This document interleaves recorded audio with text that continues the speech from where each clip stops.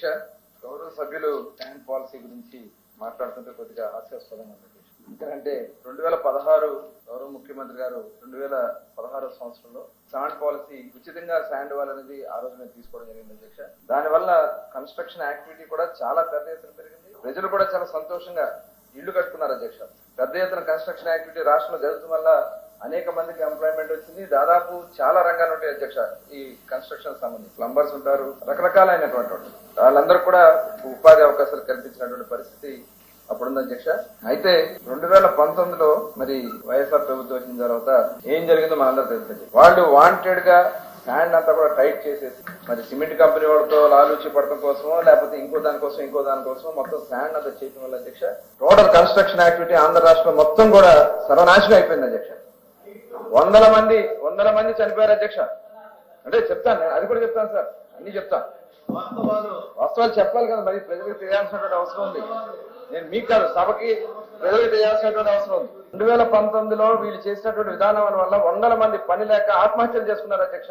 చాలా మంది కార్మికులు ఆత్మహత్యలు చేసుకునే పరిస్థితికి గత ప్రభుత్వం మరి ఆనాటి ముఖ్యమంత్రి గారు తీసుకున్నటువంటి నిర్ణయాల వల్ల చాలా మంది నాశనం అయిపోయారు అధ్యక్ష. ఇదే కాకుండా ఆ రోజు కొన్ని సంస్థలకి ఆ రోజున మరి ఈ శాండ్ మైనింగ్ సంబంధించినంత కూడా మిస్టర్ జయప్రకాష్ జేపీ సంస్థ వాళ్ళకి అప్పచెప్పేశారు అధ్యక్ష. మొత్తం కూడా దాదాపు 475 రూపాయలకి, అదేవిధంగా డీసిల్టేషన్ పాయింట్ అయితే 675 రూపాయలు, 6 నెలల పాటు 1528 కోట్లకి వాళ్ళకి ఇచ్చేశారు అధ్యక్ష. అంటే ప్రజలకి మేము ఇచ్చినటువంటి ఉచితాన్ని తీసేసి వాళ్ళ దగ్గర నుంచి డబ్బులు కొట్టేయడానికి, వాళ్ళ దగ్గర నుంచి ఇది ఎక్కడ మళ్ళీ ట్రాన్స్పోర్టేషన్ ఇవన్నీ కలుపుకుంటే పెద్ద ఎత్తున 100 కోట్లు 1000 కోట్లు దోచేసుకున్నటువంటి పరిస్థితి రాష్ట్ర వైఎస్ఆర్సీపీ గవర్నమెంట్ జరిగింది అధ్యక్ష.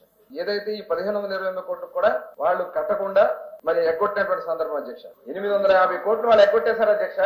వాళ్ళకి ఏం చేశారు, మళ్ళీ వాళ్ళకి ఎటువంటి బ్యాంక్ గ్యారంటీ ఉంటే బ్యాంక్ గ్యారంటీ రిటర్న్ ఇచ్చేశారు అధ్యక్ష. ఎటువంటి బాకీ లేదని చెప్పి ఇచ్చేశారంటే తీసుకుంటూ జరుగుతున్నాయి, అవన్నీ జరుగుతున్నాయి.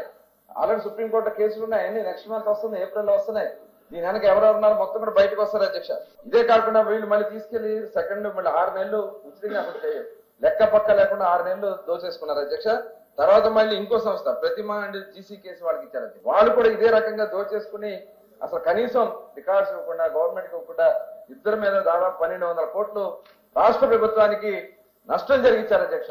ఈ సంస్థ వాళ్ళు విసుకంతా కూడా ఉచితంగా దోచుకుని దీంట్లో దళారులు అలాగే ఉన్నటువంటి ప్రజాప్రతినిధులు కొంతమంది ఆ రోజు కూడా ఉన్నటువంటి సందర్భం ఉంది అధ్యక్ష.